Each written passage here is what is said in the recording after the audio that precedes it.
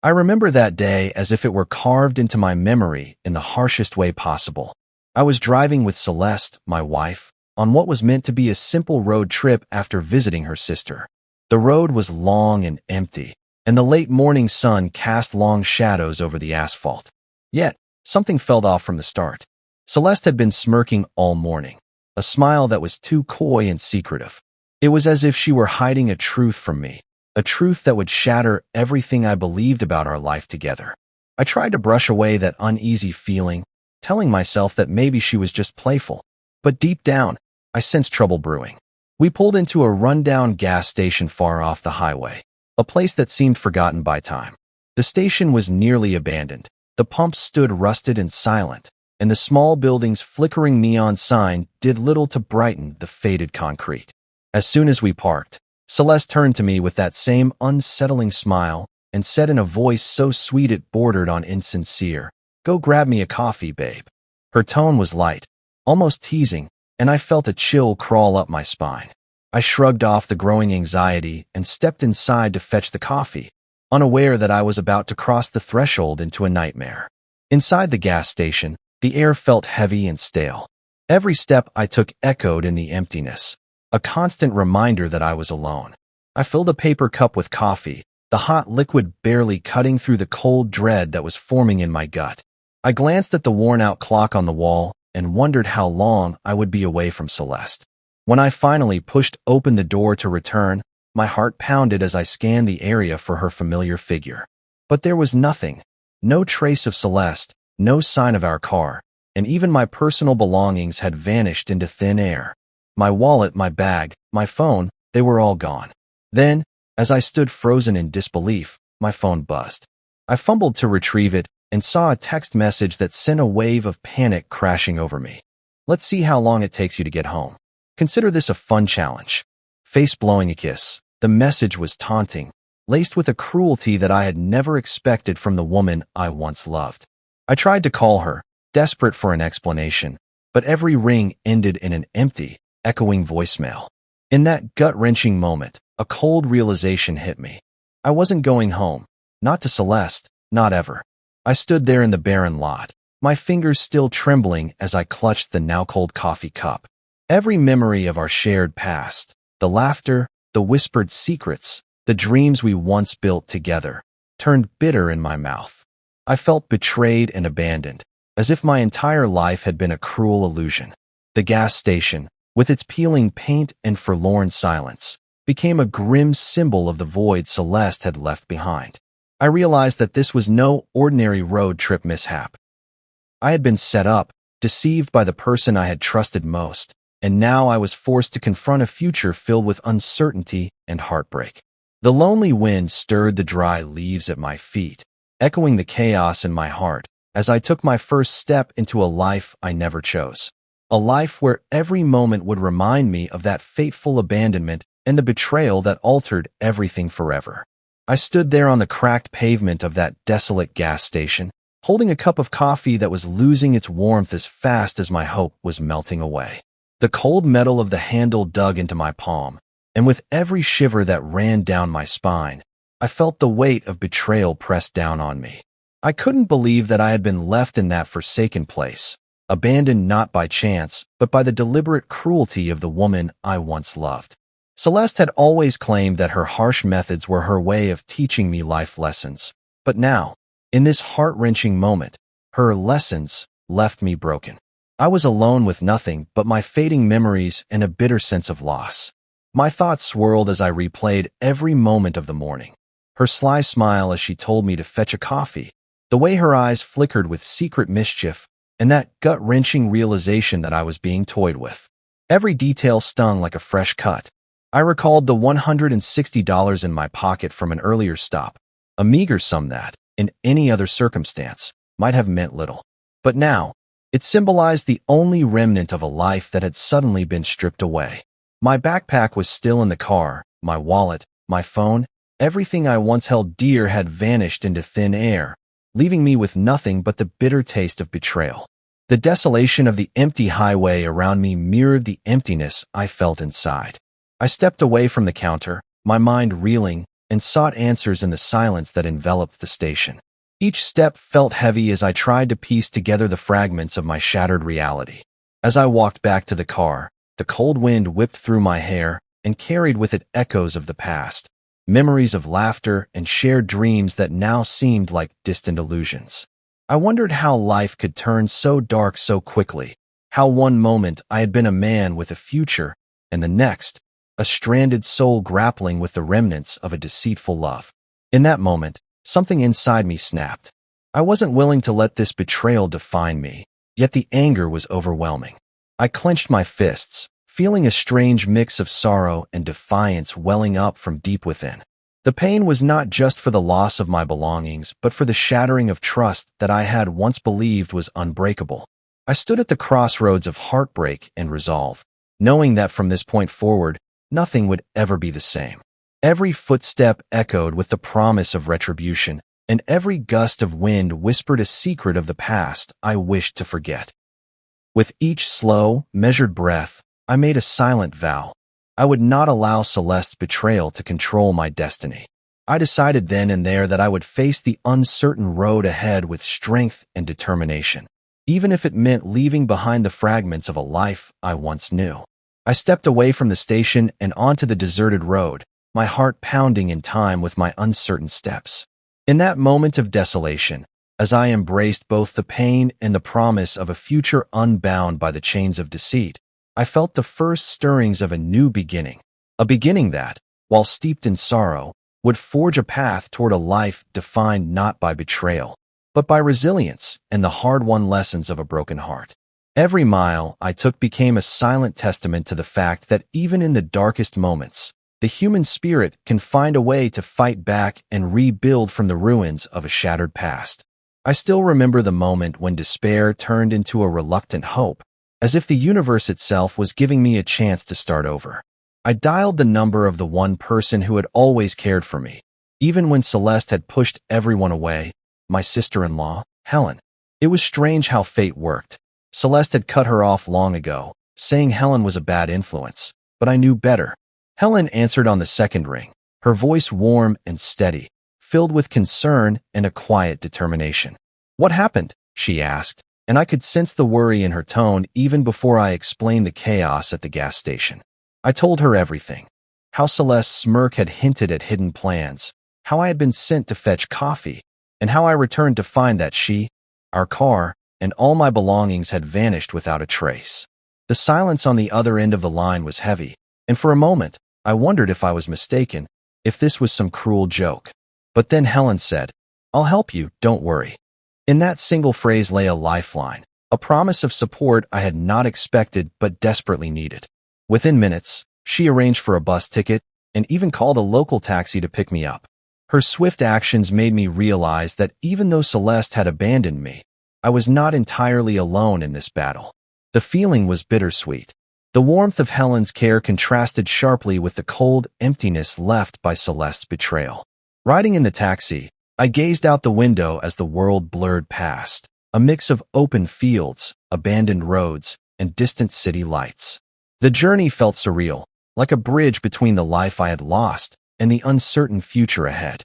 I couldn't help but replay the moments of the morning over and over in my mind. Celeste's unnerving smile, the deceptive calm in her voice, and the sudden void when I returned to the gas station. Each memory was a painful reminder of the trust one had placed in her, a trust that had been shattered beyond repair. I felt as if I were traveling not just through miles of road, but through layers of a life I once knew, peeling away until nothing remained but raw, exposed truth. At the bus station, the atmosphere was modest and bustling with travelers, each wrapped up in their own stories of departure and arrival. I sat on a worn bench, the chill of the place seeping into my bones, while my thoughts raced. The bus's engine hummed in the background, a constant rhythm that made me reflect on how life moves forward, regardless of the obstacles that try to hold it back.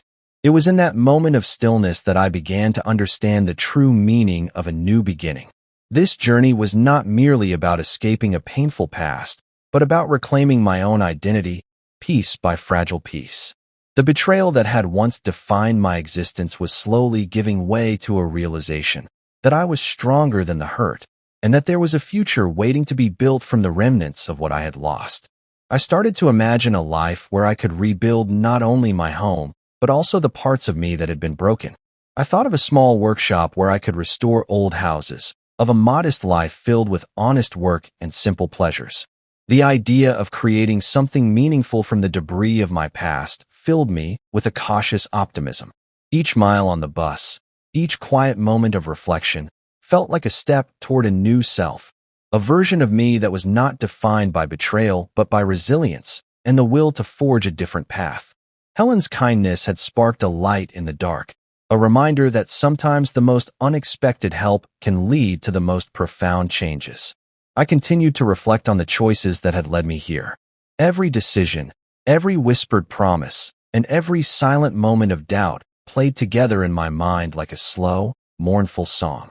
I recalled the early days of our marriage, when life seemed full of hope and every challenge was met with a united front. Those memories now felt distant and almost unreal, as if they belonged to a different person altogether. In this moment, separated by time and betrayal, I was forced to acknowledge the painful truth that sometimes the person you love can also be the one who destroys the life you once dreamed of. Yet even in that stark realization, there was a seed of strength, a small, stubborn spark that refused to be extinguished.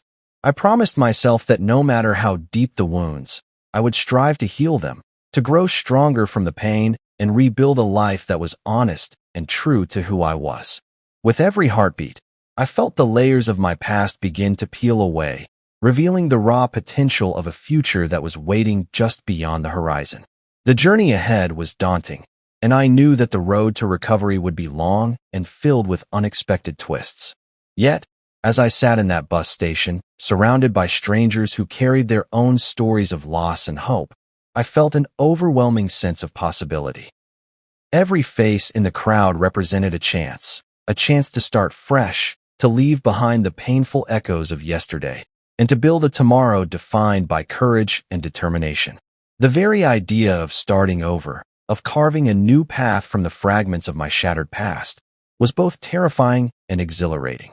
In that charged atmosphere, I began to see that the end of one story was merely the beginning of another, one that I had the power to write on my own terms. With a quiet resolve settling in my heart, I embraced the uncertainty of the future, understanding that every moment was a blank page waiting to be filled with the story of my resurgence. I looked forward with cautious optimism as the bus continued its steady route along the highway. Each bump and turn, every pause and distant rumble of the engine reminded me that I was leaving behind a world of betrayal and stepping into a realm of potential. I was determined to make every mile count, to honor the past by building a future that was undeniably my own. Every second of that long ride whispered promises of renewal, of a life not shackled by the weight of lost trust, but elevated by the strength found in starting anew. Today, in that crowded bus station and on that endless road, I embraced my new beginning with all the hope, fear, and determination that I could muster. I was in the middle of an important business meeting when a sudden, incessant buzzing shattered the sterile silence of the boardroom. My phone, which had been stowed away in my suit pocket, erupted with notifications, one after another. I glanced at the screen, and my heart sank. There were 39 missed calls. The numbers were unfamiliar, most of them shrouded in mystery, yet 3 of them were from Helen. I knew that voice all too well, panicked, urgent, and laced with emotion. I excused myself from the meeting, leaving behind the cluttered table and the half-finished sentences of my colleagues, and stepped into the cool corridor. With shaking fingers, I pressed play on the first voicemail. Helen's voice, trembling with anxiety, filled my ears as she said, "Call me. It's Celeste. She found you." That single message struck me like a thunderbolt. 2 decades of careful planning, of building a life away from that toxic past, seemed to vanish in an instant. I felt as though my carefully constructed world was collapsing around me. I continued to listen, my pulse racing, as another message from Celeste followed. Her tone was demanding and fragile at the same time. "You can't ignore me forever. We need to talk." And then came a third message, a flood of sobbing and desperate pleas. "I know I hurt you, but you're my husband. I made one mistake. You owe me at least a conversation." The raw emotion in her voice made my stomach churn with revulsion and disbelief. I had spent so many years trying to escape the poisonous cycle she had created. Now, faced with these messages, I felt the old wounds reopening. I stood there, feeling trapped between memories of betrayal and a past I thought was buried for good. Every ring, every vibration on my phone, was a reminder that the life I had fought so hard to build was now under threat. I replayed each voicemail in my mind, trying to grasp the full weight of what was happening. Celeste's voice, once a source of warmth and comfort, now seemed to carry only malice and regret. It was as if she were reaching out from a dark abyss, demanding that I acknowledge her presence, that I somehow return to the life we once shared, even though I had long since abandoned that destructive chapter. In that moment of disillusionment, I realized that the past was not ready to let me go. The very phone that had become my lifeline to a new beginning now pulsed with the ghost of a relationship I had hoped was over. Anger and sorrow warred within me as I stared at the screen, unable to decide whether to call back or simply walk away. I thought of the countless nights I had spent planning a future free from Celeste's manipulations, of the long road I had traveled to reclaim my identity and self-worth. And now, in a cruel twist of fate, everything I had built was in jeopardy. I recalled the countless lessons I had learned about trust and betrayal, and the bitter realization that some scars never truly fade. As I stood there in the quiet corridor, the noise of the boardroom fading into a distant hum, I felt the gravity of my situation settle over me like a heavy shroud. The messages were not just calls for attention. They were a summons from a past that refused to be ignored, a past that demanded to be confronted, regardless of how painful it might be. Determined not to let this intrusion derail the progress I had made, I composed a brief text to Helen. Meeting tomorrow. Denny's on 5th, 7 a.m. Come alone. In that short message, I found a semblance of control, a single decision in a moment when everything else seemed out of my grasp.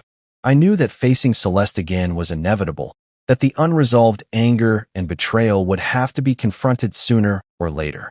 With the text sent, I took a deep breath, trying to steady the rapid beating of my heart, and resolved to face whatever came next with the same determination that had carried me through the darkest moments of my past. In that quiet corridor, amid the echoes of 39 missed calls and the ghosts of a painful history, I embraced the painful truth. The road ahead was fraught with uncertainty, but I was ready to face it head-on, even if it meant revisiting wounds I had long thought healed. I sat in the quiet booth of a small roadside diner, waiting for Helen to arrive. The air in the diner was heavy with the aroma of fresh coffee and warm pastries, a stark contrast to the bitter taste of betrayal that still lingered in my heart. I remember the moment Helen stepped in, looking older yet still carrying the same nervous energy I had known since our younger days. Her eyes darted around the room as if she carried a secret too heavy to hold. Without wasting another second, she slid into the booth across from me and blurted out, "He's in deep trouble. Bad trouble." Her voice trembled with urgency, and I could see the worry etched on her face. I leaned forward, setting my untouched cup of coffee on the table, and said in a quiet, steady tone, "Tell me everything." Helen took a deep breath, gathering her thoughts before she began to unravel the shocking news. Apparently, Celeste had not only left, but had also racked up massive debts that threatened to ruin her completely.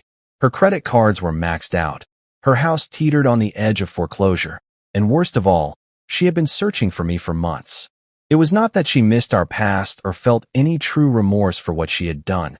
She was driven by a desperate need for money, a need that she hoped I would somehow fulfill. Listening to her words, I felt a cold knot form in my stomach. Memories of our early days together surfaced, days filled with hope, dreams, and promises of forever. But those memories had long since turned bitter, overshadowed by Celeste's calculated cruelty. I wondered how someone I once loved so dearly could descend into such depths of greed and despair. The realization struck me hard.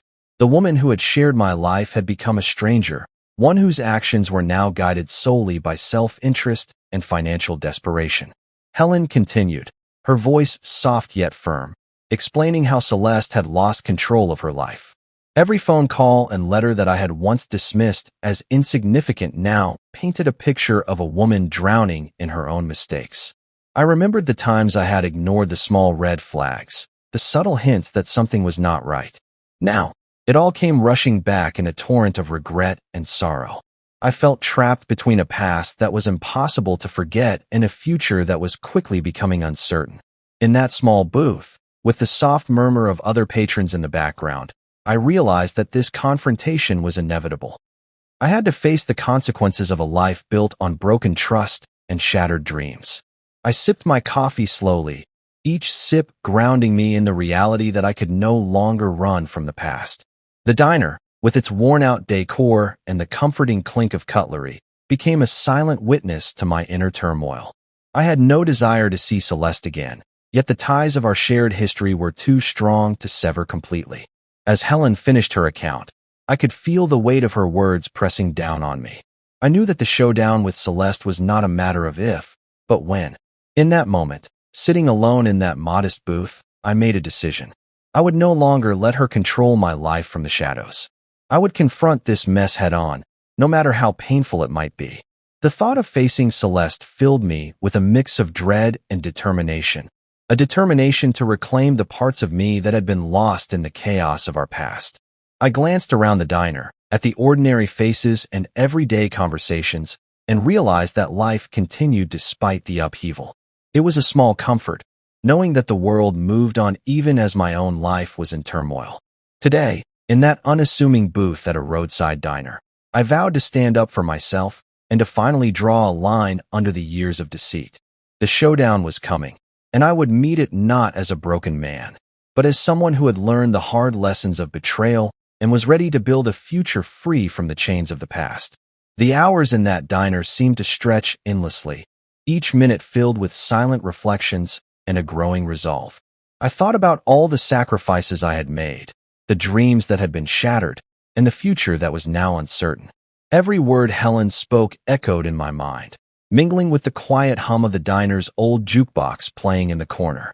The soft tunes brought back memories of simpler times, times when hope was not yet a distant memory and trust had not been so brutally broken. Now, with every beat of my heart, I felt a determination rising inside me.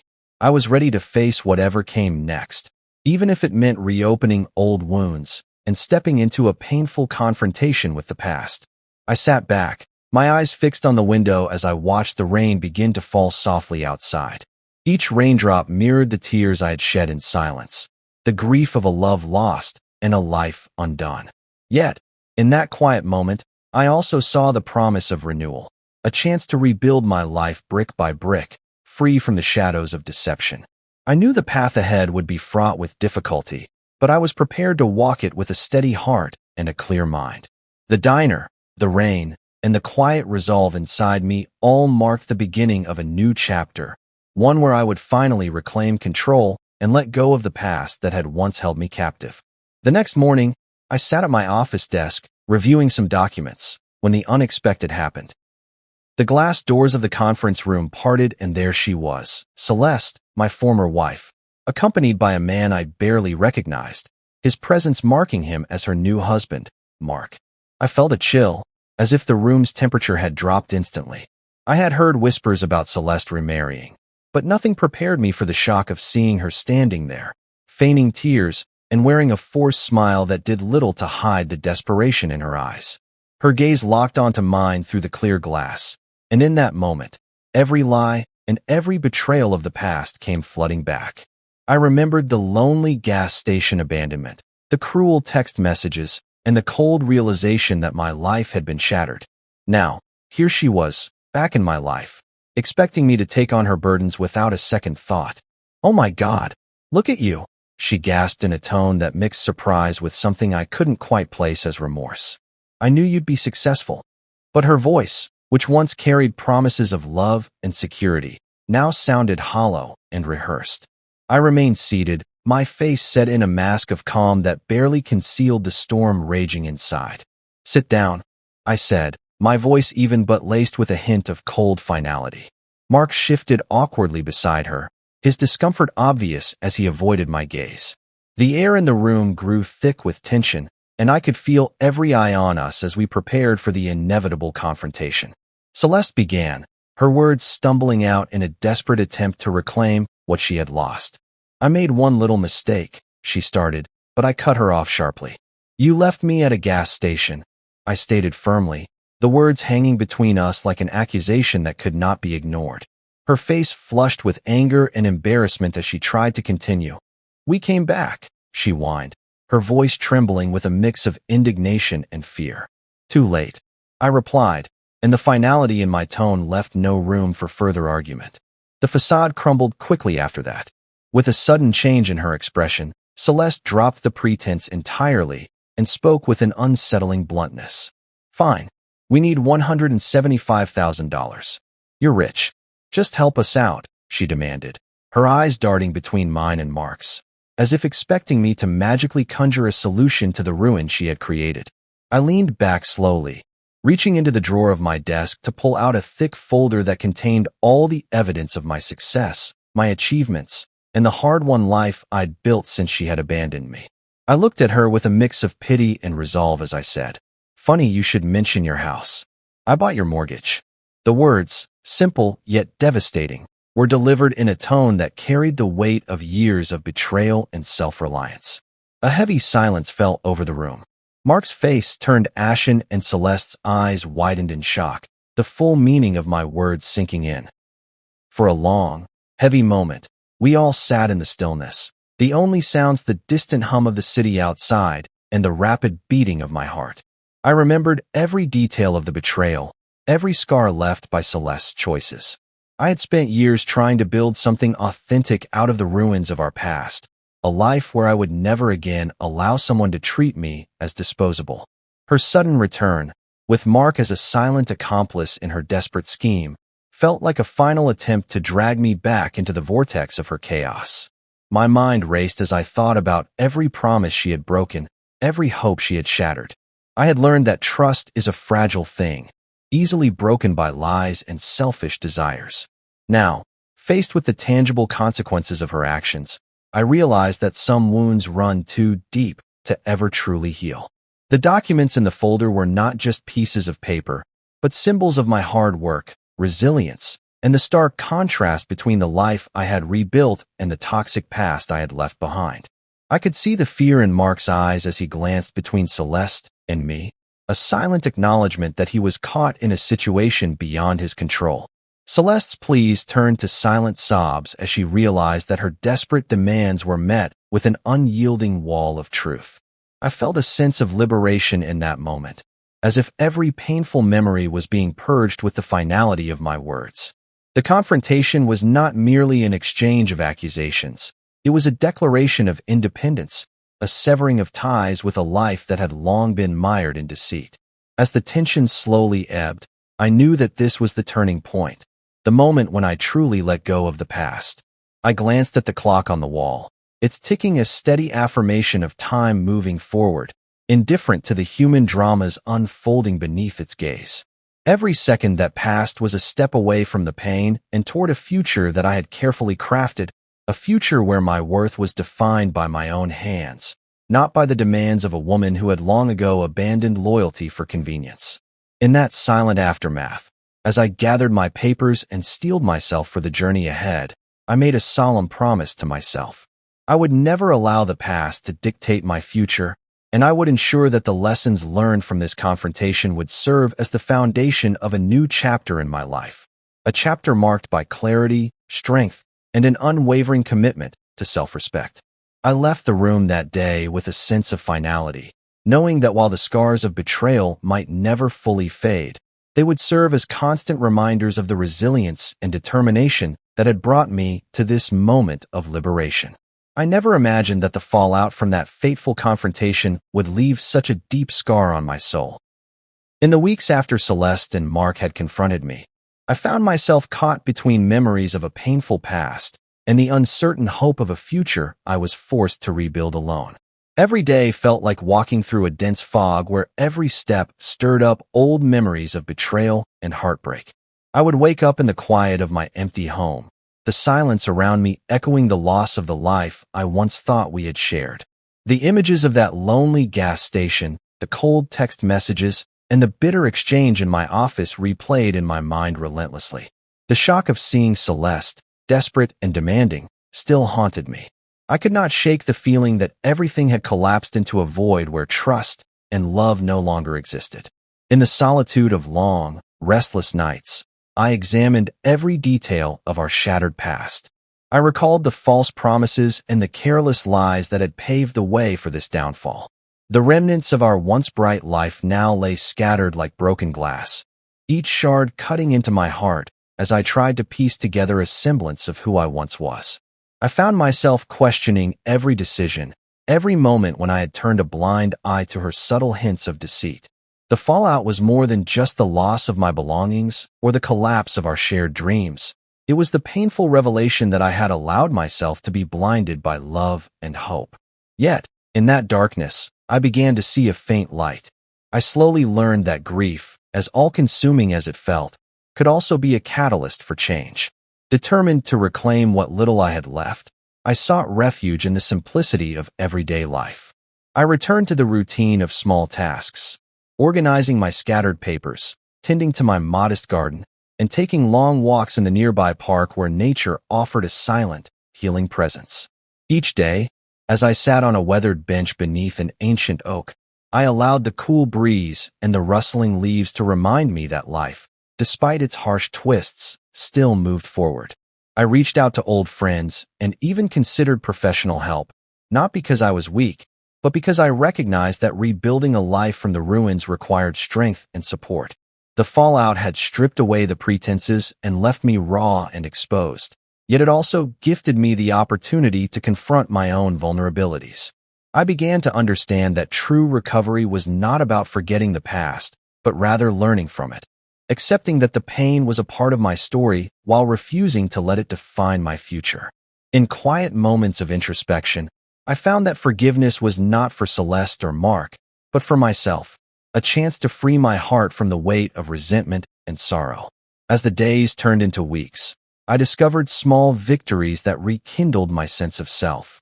A smile from a stranger on the street, a kind word from a neighbor, and the simple act of watching the sunrise reminded me that life was still worth living. Every morning, as I watched the first light break through the darkness, I made a silent vow to move forward, no matter how slowly. I recognized that the fallout was a turning point, a painful ending that also held the seed of a new beginning. I began to rebuild my life piece by piece, carving out moments of joy amid the lingering ache of loss. Slowly, I learned to let go of the past and embrace the uncertain beauty of a future that I was now determined to shape with my own hands. I understood that the scars I bore were not just marks of betrayal, but also symbols of resilience and hard-won wisdom. With each passing day, the raw pain softened into a quiet determination. I realized that while the fallout had changed me forever, it had also prepared me to build something stronger, something that would honor my journey through despair and lead me to a place of healing. I stepped forward into the unknown with a heart that had learned to hope again, even as it carried the deep echoes of yesterday. I remember the day clearly, as if every moment was etched into my mind with searing intensity. It wasn't enough to simply take their house. I had to destroy the very symbol of all the lies and pain.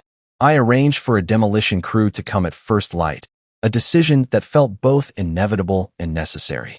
I had spent years building a new life from the ruins of our past, a life I had painstakingly assembled piece by piece.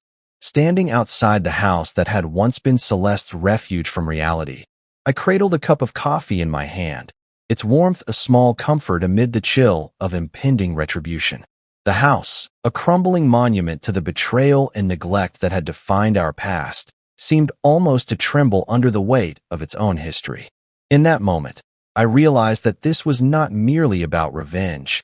It was about delivering justice for the years I had suffered in silence, for every shattered hope and every lost dream. I watched as the demolition crew set to work, their heavy machinery rumbling like the beating of a furious heart. The sound of metal crashing against concrete filled the air, a relentless percussion that drowned out the echoes of my own thoughts. Each strike, Each burst of dust and debris felt like a cleansing force, a final severance of the toxic ties that had bound me to a painful past. Helen stood nearby, her eyes filled with a mixture of sorrow and quiet approval, as if witnessing the collapse of that house meant witnessing the fall of an old, destructive order. I could see in her gaze that she too recognized the symbolic significance of this act. For me, it was not an outburst of uncontrolled rage, but rather a measured, deliberate step toward reclaiming my future. Every broken brick, every splinter of wood, represented the shattering of a life I had once known, a life where I had been manipulated, used, and ultimately abandoned. The demolition wasn't performed in haste.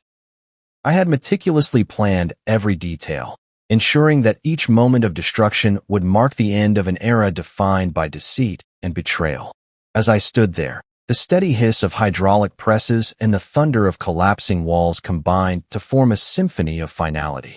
I felt an odd mixture of relief and melancholy, a recognition that the destruction of the house was also the destruction of a chapter of my life I had been forced to close. I sipped my coffee slowly, the bitter liquid matching the taste of the past I was determined to leave behind. The crew worked methodically, their actions precise and unyielding, mirroring the resolve that had grown within me over the years. In that space between the sound of demolition and the silence that followed each collapse, I heard the echoes of every whispered promise and every lie that had been uttered under that roof. Now, as the structure began to crumble into irretrievable rubble, I felt a strange liberation. The house, a physical representation of the false love and broken trust one had once known, was finally being reduced to dust. I could see Celeste's face in every shattered fragment, a painful reminder of a woman who had promised everything and delivered nothing but heartache. And as I stood there, I realized that it wasn't merely the house that was burning down. It was the last vestige of a past that had kept me captive for far too long. Mark's angry departure had already signaled the end of an era, but this final act of demolition was my declaration that I would no longer be tethered to memories of betrayal. In that raw, unfiltered moment, I found the strength to embrace a future free from the toxic remnants of what once was. The ground trembled beneath the falling debris, and with each collapse, I felt the weight of regret and sorrow lifting off my shoulders. I knew that the journey ahead would be long and fraught with its own challenges, but the ruin of that house gave me the courage to believe that I could rebuild my life on my own terms. As the dust settled and the echoes of destruction faded into an eerie silence, I felt an overwhelming sense of finality. The act of burning it all down was not driven by a desire for petty revenge, but by a deep, abiding need for justice. A justice that would allow me to move forward unburdened by the ghosts of the past. In that silence, punctuated only by the fading roar of machinery and the whisper of the wind, I vowed to never again allow myself to be defined by the cruelty of another. I would rebuild, not for anyone else, but for me, a man who had learned that sometimes, to truly start over, one must first let everything else burn away. I had reached a turning point where I could no longer be defined by the bitter memories of betrayal. Standing on the barren plot of land where Celeste's ruined house had once stood, I felt both sorrow and a burning resolve. This empty space was not merely soil and dust. It was the blank page on which I would write a new story. I decided to build affordable housing here, a safe haven for those who had been crushed by life's hardships, especially for single parents escaping toxic relationships. I envisioned a place where people, battered by their pasts, could rebuild their lives with dignity and hope. I named this project Lillian Place in honor of Helen, the one family member who had stood by me through every dark moment, offering kindness when I had none left to give. Every brick laid and every nail hammered at Lillian Place carried a part of my own journey from despair to renewal. I never intended to create a mansion or luxurious apartments. My goal was simple yet profound. A modest community where support replaced judgment and every resident could begin to heal. I spent long hours at the construction site, overseeing every detail, ensuring that the structure would serve as a beacon of new beginnings rather than a monument to old wounds. Neighbors, local volunteers, and even strangers touched by my story came together, drawn by the promise of transformation. With every shovelful of earth moved, and every wall raised. I felt the heavy burden of the past lighten, replaced by a quiet pride that only comes from rebuilding a life on one's own terms. Then, on a cool autumn morning, as I was reviewing blueprints in my modest office on site, my phone rang, a call from Celeste. Her voice trembled on the line, filled with desperation and regret. It was surreal. The woman who had shattered my world now sought my help. I agreed to meet her in my office, determined that this encounter would serve as the final closure to our painful history. When Celeste arrived, her eyes were wild with a mix of defiance and sorrow. I handed her a rental application for one of the units in Lillian Place. "You're welcome to apply," I said simply, my tone leaving no doubt that this offer was not charity but the natural consequence of the choices she had made. Celeste's face contorted with anger as she sputtered, "After everything I did for you?" I only offered a quiet smile, for the irony was clear. The help she now sought was exactly what she had earned through her actions. That moment, charged with the residue of our past, confirmed that my future, and that of Lillian Place, would be built on justice tempered with compassion. In the months that followed, Lillian Place grew into a vibrant community. I walked its corridors and quiet courtyards, listening to the stories of those who had found refuge within its walls. I heard tales of hardship and survival, of hope rekindled in the face of overwhelming odds. Each new resident brought their own scars, and yet together they formed a tapestry of resilience that inspired me daily. Their laughter, quiet conversations, and the determined look in their eyes reminded me that from the deepest pain, beauty could still arise. Every time I saw a child running freely or an elder sharing wisdom with a neighbor, I knew that the journey from despair to hope was possible, not just for me, but for all who had ever been cast aside. I discovered that the true reward of building Lillian Place was not measured in dollars or square footage, but in the strength and courage of those who chose to start over. Here, in this little community, the ghosts of my past were slowly replaced by the promise of a new future. Each day, I felt the power of healing and the transformative force of kindness. I had built more than just affordable housing. I had built a symbol of rebirth, a sanctuary where broken lives could mend and dreams could take root. I learned that even when the pain of betrayal cuts deep, it can eventually give way to growth and a renewed sense of purpose. Every brick of Lillian Place told a story of loss, of love betrayed, and ultimately, of the strength it takes to rebuild from nothing. I had turned the remnants of my shattered past into a foundation for the future, and in doing so, I had discovered that hope, once kindled, can light even the darkest paths. I stared at the horizon as the first light of dawn broke through the darkness of my past, each ray a reminder that nothing truly ends, it only transforms. I had rebuilt my life from the ruins of betrayal and heartache, brick by brick and tear by tear, and now I stood at the edge of a future that was as uncertain as it was promising. The lessons I learned through every moment of suffering, every act of defiance, and every small victory had forged in me an unyielding strength. I realized that the final lesson was not about retribution or punishment, but about the acceptance of change and the willingness to let go of the chains that once bound me to a life I no longer recognized. In the quiet solitude of my study, with the soft hum of the morning wind outside, I allowed myself a moment of reflection. The past was a collection of vivid memories, painful yet instructive, and I understood that to truly move forward, I had to embrace every shard of my former self, even those that were broken beyond repair. I recalled the cold, lonely hours at the desolate gas station, the bitter taste of betrayal when Celeste vanished without warning, leaving behind not only my possessions, but also the remnants of a shared dream. I remembered the storm of missed calls that shattered the fragile peace I had built over the years, each ring a ghost of a past that I desperately tried to leave behind. And then there was the final confrontation, when I looked into the eyes of a woman I once loved, and in that moment, I recognized the futility of holding on to what had been lost. I realized that forgiveness was not about condoning the pain inflicted upon me, but about freeing myself from the relentless grip of anger and regret. It was a lesson carved deep into my soul, a lesson that taught me that the path to true liberation lay in accepting the impermanence of life. Every decision I had made, every step I took away from the darkness, was a silent promise to myself that I would never allow the past to dictate my future.